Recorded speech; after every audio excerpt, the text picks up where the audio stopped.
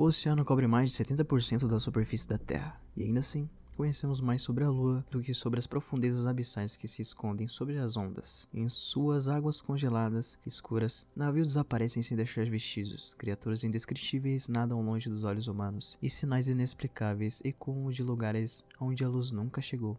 Esse vídeo vai ser bem interessante, só de fazer esse primeiro roteiro aqui, né, já ficou bem interessante já, fiquei muito intrigado com essa primeira história que eu vou contar pra vocês agora. Então, fiquem no vídeo aí, porque essa história, vocês vão gostar dela. É isso, se você é novo aqui, meu nome é Derek, seja bem-vindo ao meu vídeo. E vamos lá para a primeira história. Naufrágios. Em 1912, o Titanic, o maior e mais luxuoso navio da época, afundou no Atlântico Norte após colidir com um iceberg. Mais de 1.500 pessoas morreram naquela noite congelante. Mas até hoje, poucos corpos foram recuperados. A maioria parece ter simplesmente desaparecido. Alguns especialistas dizem que a fauna marinha devorou os restos, mas há quem acredita que algo mais profundo levou o que restava.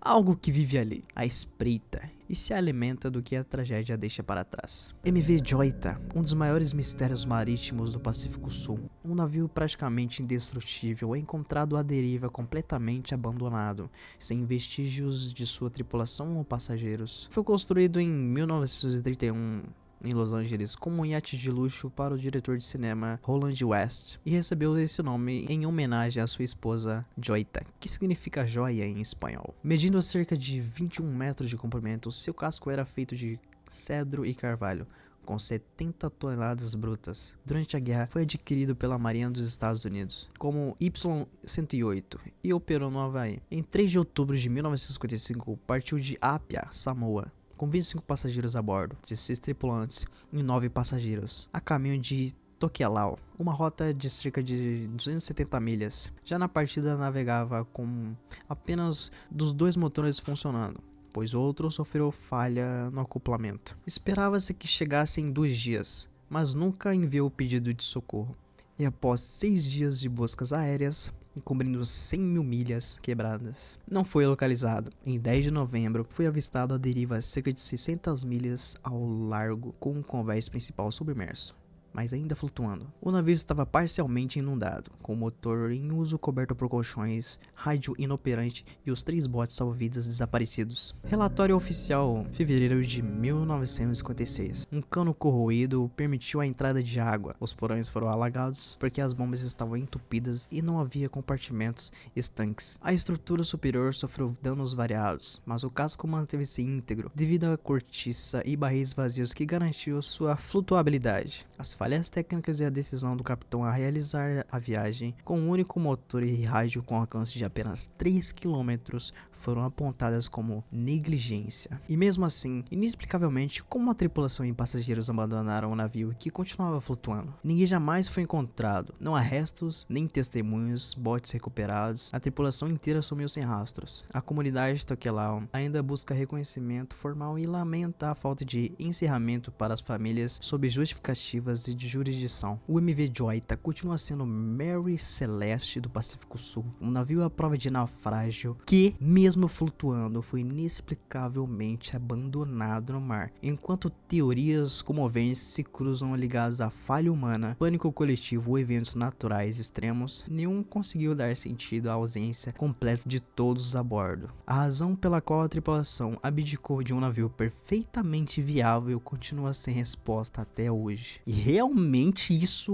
não faz o mínimo sentido. Um navio que não é pra naufragar e tipo, as pessoas abandonam ele do nada assim, mano. Enfim, hipóteses levantadas. Incapacidade do capitão. Ferimentos de sangue encontrados, resultou em pânico e abandono mesmo sem necessidade. Isso aí eu já não sei. Como assim capacidade do capitão? Um capitão ele realmente tem que tomar as ordens do navio ou embarcação que ele tá. Pode ter havido, mas não faz muito sentido. Número 2. Ondas gigantes ou tempestades repentinas, danificando a estrutura e aumentando a tensão a bordo. Hipótese levantada por testemunhas a bordo. Isso aí também não faz sentido porque testemunhas a bordo, como se tipo assim alguém tivesse aparecido do nada. Mas ninguém apareceu. E mesmo se tivesse ondas gigantes, o navio, que não é pra naufragar, não é pra afundar, ele não teria boiando. Então, tipo assim, provavelmente não foi isso. mas não sei, né? Estou apenas tendo as ideias aqui, né? Número 3. Mutinagem é um conflito a bordo, especialmente entre o capitão e o primeiro oficial, possivelmente agravado por incidentes e tensões. Isso também é meio difícil de saber, né?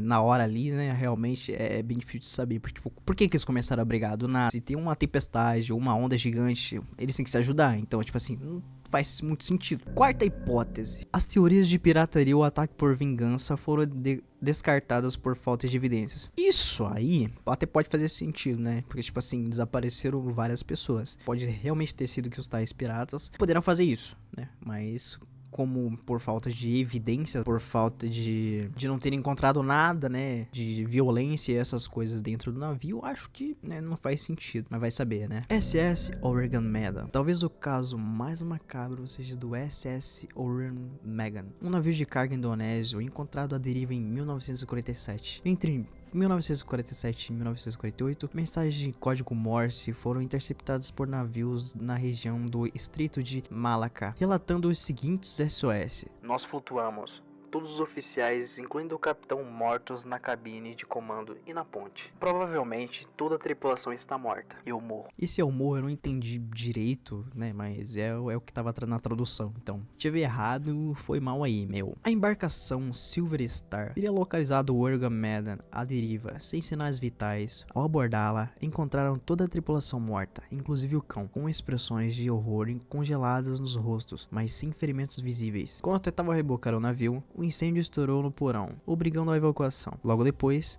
a embarcação explodiu e afundou, levando consigo qualquer vestígio. Os primeiros relatos públicos surgiram em 1948 nos jornais indonésios holandeses de Lokomotiv, que incluíam a versão de um único sobrevivente, um alemão resgatado em Ilhas Marshall, que relatou o transporte de ácido sulfúrico e morte causada por vapores tóxicos. Algum ceticismo e falhas na credibilidade, tipo o nome do navio, não aparece em nenhum registro oficial, incluindo o Lloyd's Register of Ships, o que sugere que nunca pode ter existido esse navio, né? Então é meio esquisito, né? As versões da história apresentam datas, locais e detalhes inconsistentes, indicando possíveis construções ficcionais ou sensacionalistas. Diversas análises apontam que Silver Star é real, mas não há comprovação de que tenha participado de tal ocorrência com Oregon Megan. Discussões em fóruns e análises de entusiastas indicam que o conto é amplamente considerado uma lenda urbana ou farsa. Conclusão: a narrativa de SS Oregon é envolvente. Um navio descoberto com tripulação morta em circunstâncias misteriosas, seguido por um incêndio e explosão. Tudo com detalhes que remetem a um verdadeiro ghost ship. Não há nenhuma evidência concreta de sua existência real, muito menos um incidente verificado.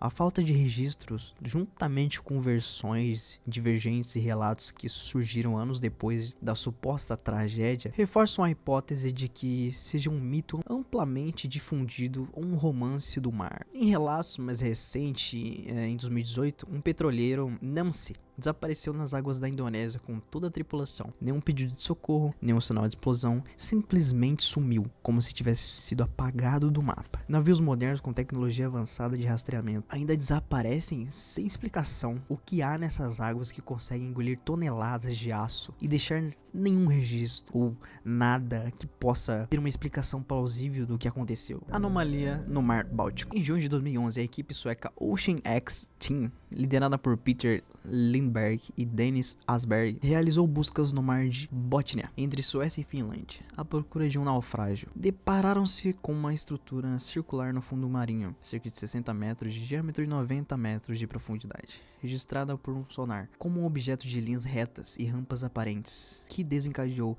especulações sobre uma possível origem artificial. Nave alienígena ou artefato antigo, a forma circular e o rachado que lembra uma Millennium Falcon levaram tabloides e entusiastas a alegar que poderia ser um OVNI submerso, vestígio de civilização pré-glacial ou um portal interdimensional. Armamento da Segunda Guerra Mundial, outra hipótese, sugere que seria um dispositivo anti-submarino criado pelos nazistas, construído em concreto reforçado e malha metálica, teoricamente capaz de causar interferências em equipamentos eletrônicos próximos. Relatos e fenômenos estranhos. Os mergulhadores que exploram o local relatam que os seus equipamentos eletrônicos começavam a falhar inexplicavelmente. Câmeras pararam de funcionar e sonares ficaram estáticos, e sinais de comunicação foram interrompidos. Além disso, eles descreveram uma sensação de inquietação, como se estivessem sendo observados por algo invisível. As imagens capturadas mostraram uma espécie de rampa, o que parecia ser um objeto cilíndrico preso à estrutura. Detalhes que aumentaram ainda mais o mistério, mas o mais perturbador foram os relatos de vibrações inexplicáveis e um estranho pulso magnético detectado na área. Explicações científicas e teorias. Cientistas e geólogos sugerem que o objeto poderia ser uma formação natural incomum, talvez um remanescente glacial ou uma rocha sedimentar com formas peculiares. Mas mesmo assim, as anomalias magnéticas e um comportamento estranho dos equipamentos permanecem sem explicação clara. Para outros, trata-se de uma das maiores descobertas do século, um vestígio perdido que poderia mudar nossa compreensão da história humana, ou até da presença extraterrestre na Terra. O enigma ainda continua. Até hoje, a anomalia do Mar Báltico permanece envolta em mistério. Poucos tiveram acesso ao local,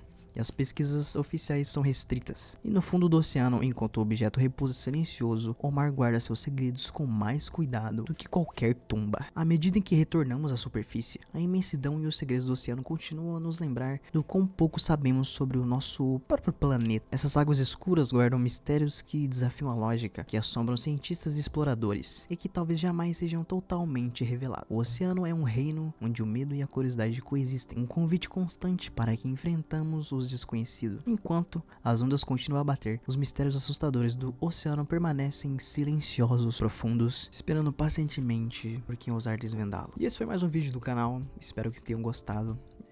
Eu curti bastante quando eu tava fazendo o roteiro desse vídeo. Fiquei bem intrigado com a primeira história do navio inaufragável, né? Interessante a história. Se vocês quiserem mais sobre aquele navio, deixa aí nos comentários para que eu possa estar trazendo um vídeo só dele, né? Um vídeo de teorias e explicações sobre ele. E vai ser bem interessante fazer esse vídeo. Se você ficou até aqui, deixa um like, se inscreva no canal e até um próximo vídeo. Valeu!